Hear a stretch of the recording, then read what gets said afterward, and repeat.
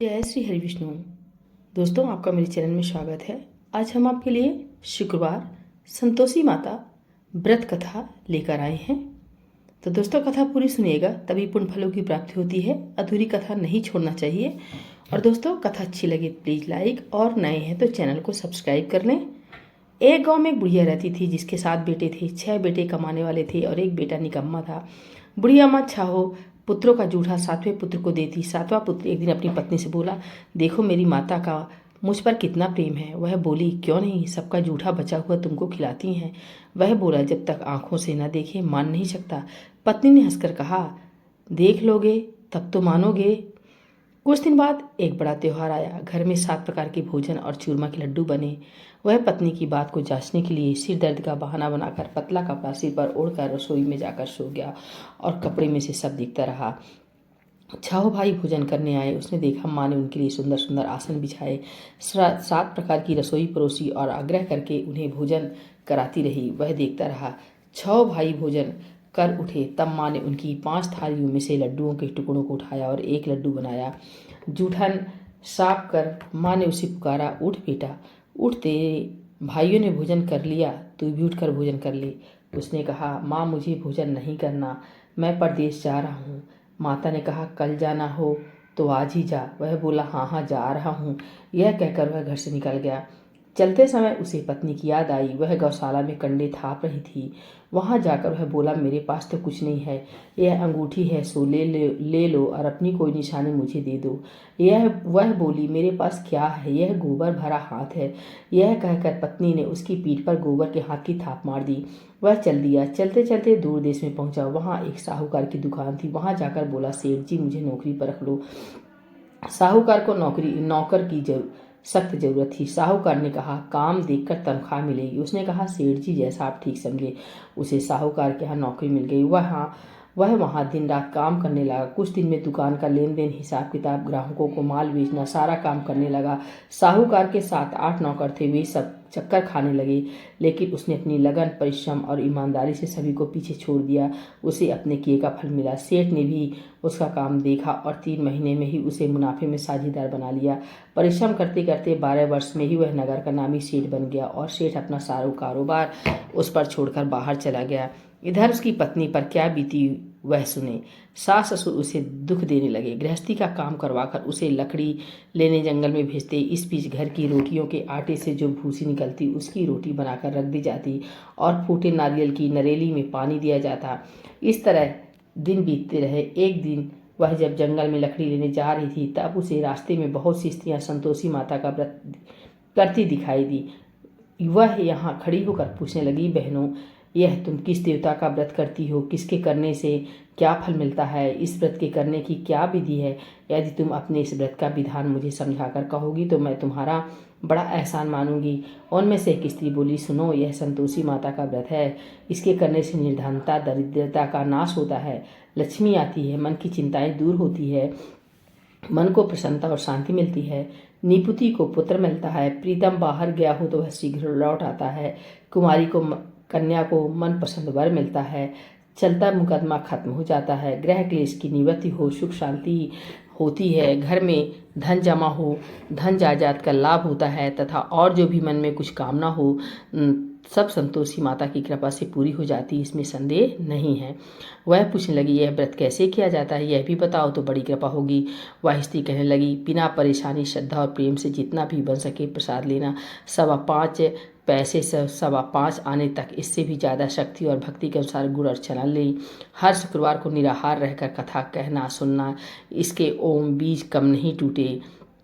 लगातार नियम पालन के करना। सुनने वाला कोई ना मिले तो घी का दीपक जलाकर उसके आगे जल के पात्र को रख कथा कहना, परंतु नियम न टूटे। जब तक कार्य सिद्ध न हो नियम पालन करना और कार्य सिद्ध हो जाने पर व्रत का उद्यापन करना। 3 मास में माता पूरा फल प्रदान करती हैं। यदि किसी के ग्रह खोटे हैं तो भी माता 1 वर्ष में अवश्य उनको अनुकूल करती हैं। कार्य सिद्ध होने पर ही उद्यापन करना चाहिए, बीच में नहीं उद्यापन करना चाहिए। उद्यापन में 2.5 सेर आटे का खाजा तथा इसी अनुसार खीर तथा चने का साग बनाना, 8 बच्चों को भोजन कराना, जहाँ तक मिले देवर जेठ भाई बंधु कुटुंब के लड़के लेना, ना मिले तो रिश्तेदारों और पड़ोसियों के लड़के बुलाना, उन्हें भोजन कराना, यथाशक्ति दक्षिणा दे, माता का नियम पूरा करना, ध्यान रखना उस दिन घर में कोई खटाई न खाए। यह सुनकर वह वहाँ से चल दी। रास्ते में लकड़ी के बोझ को बेच दिया और उन पैसों से गुड़ चना ले माता के व्रत की तैयारी कर आगे चली। रास्ते में संतोषी माता के मंदिर में जा माता के चरणों में लौटने लगी, विनती करने लगी, माँ मैं दीन हूँ, निपट मूर्ख हूँ, व्रत के नियम कुछ नहीं जानती, मैं बहुत दुखी हूँ, हे माता मेरा दुख दूर कर, मैं तेरी शरण में हूँ। माता को दया आई। एक शुक्रवार बीता कि दूसरे शुक्रवार को ही उसके पति का पत्र आया और तीसरे शुक्रवार को उसका भेजा हुआ पैसा आ पहुँचा। यह देखकर जिठानी मुंह सिकोड़ने लगी, इतने दिनों बाद इतना पैसा आया, इसमें क्या बड़ाई है।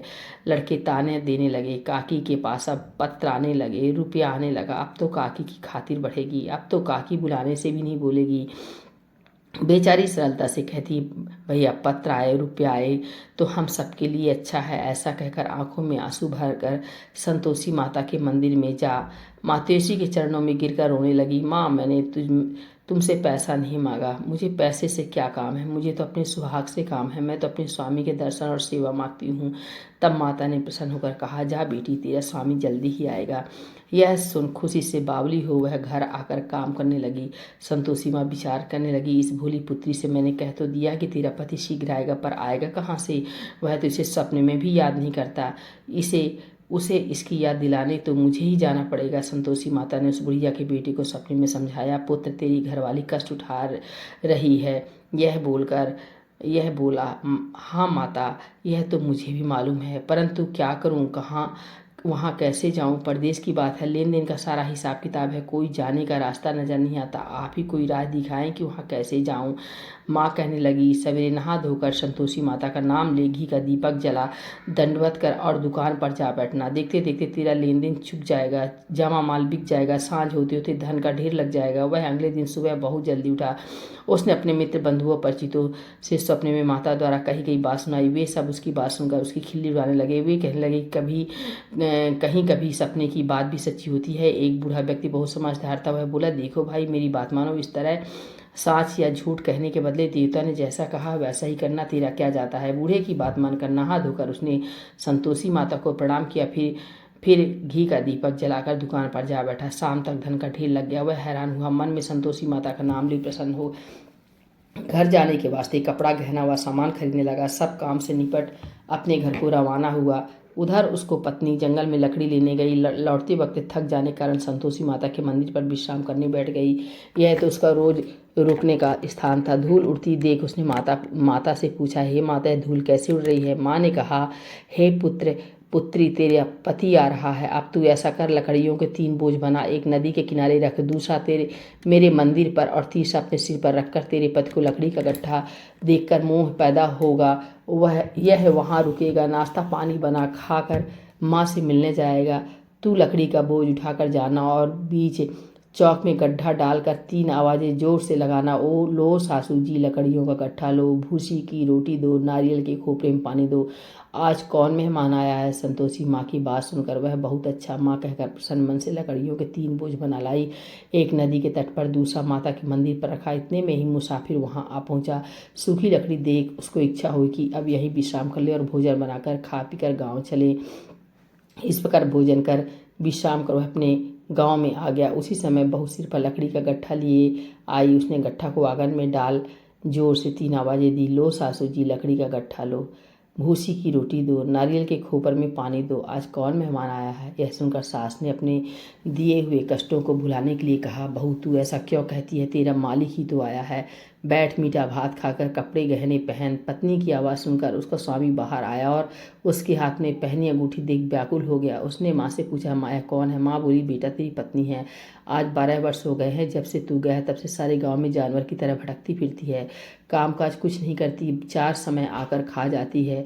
अब मुझे देखकर भूसी की रोटी और नारियल के खोपरे में पानी मांगती हुए बोला, माँ मैंने इसे भी देखा है और तुम्हें भी, मुझे दूसरे घर की चाबी दो, मैं उसमें रहूँगा। ठीक है बेटा, जैसी तेरी मर्जी, कहकर माँ ने चाबी का गुच्छा बेटी के सामने रख दिया।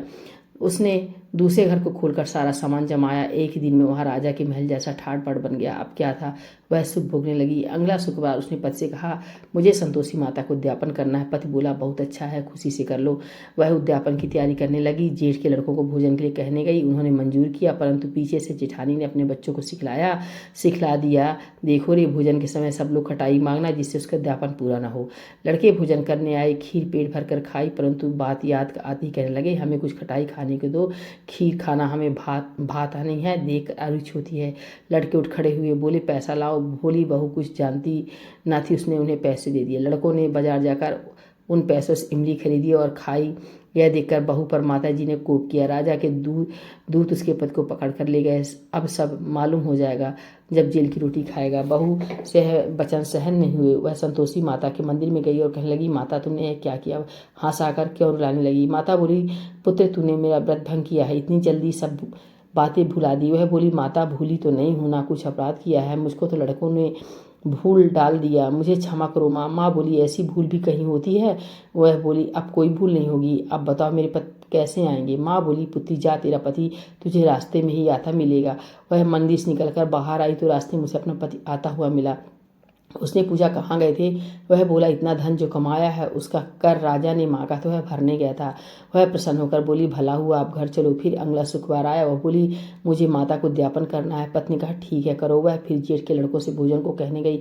जेठानी ने लड़कों को सिखा दिया कि तुम पहले ही खटाई मांगना। लड़के भोजन करने बैठे, लेकिन भोजन करने से पहले ही कहने लगे, हमें खीर पूरी नहीं भाती, जी बिगड़ता है, कुछ खटाई खाने को दो। वह बोली, खटाई खाने को नहीं मिलेगी, खाना हो तो खाओ। उनके उठकर चले जाने पर उसने ब्राह्मणों के लड़के बुलाकर भोजन करवाया। दक्षिणा की जगह उन्हें एक एक फल दिया। इससे संतोषी माता प्रसन्न हो गई। माता की कृपा से 9 माह बाद उसको चंद्रमा के समान एक सुंदर पुत्र प्राप्त हुआ। पुत्र को लेकर वह प्रतिदिन संतोषी माता के मंदिर में जाने लगी। माँ ने सोचा कि रोज आती है, आज क्यों ना मैं ही इसके घर चलूँ, इसका आशा देखूँ तो सही। यह है विचार कर माता ने भयानक रूप बनाया। गुड़ और चने से सना मुख, ऊपर से मुंड के समान होंठ, उस पर मक्खियाँ भिनभिना रही थी। दहलीज में पैर रखते उसकी सास चिल्लाई, देखो रे, कोई चुड़ैल डाकनी चली आ रही है, लड़कों इसे भगाओ नहीं तो सबको खा जाएगी। बहू रोशनदान से देख रही थी। वह प्रसन्न हो उठी, आज मेरी माता मेरे घर आई हैं। यह कहकर दूध पीते बच्चे को गोद उतार दिया। इस पर उसको सास क्रोध में भरकर बोली, अरे राण, इसे देख कर कैसी उतावली हुई है जो बच्चे को पटक दिया। इतने में माँ के प्रताप से जहाँ देखो वहाँ लड़के ही लड़के नजर आने लगे। वह बोली, माँ जी, मैं जिनका व्रत करती हूँ यह वही संतोषी माता है। इतना कह उसने झट से घर के सारे किवाड़ खोल दिए। सबने माता के चरण पकड़ लिए और विनती करने लगी, हे माता, हम मूर्ख है, अज्ञानी हैं, तुम्हारे व्रत की विधि हम नहीं जानते, तुम्हारा व्रत भंग कर हमने बड़ा अपराध किया है। हे माता, आप हमारे अपराधों को क्षमा करो। इस प्रकार बार बार कहने पर संतोषी माता प्रसन्न हुई। इसके बाद उसकी सास कहने लगी, हे संतोषी माता, आपने बहू को जैसा फल दिया वैसा सबको देना। जो है कथा सुने या पढ़े उसका मनोरथ पूर्ण करना। बोलिए संतोषी माता की जय।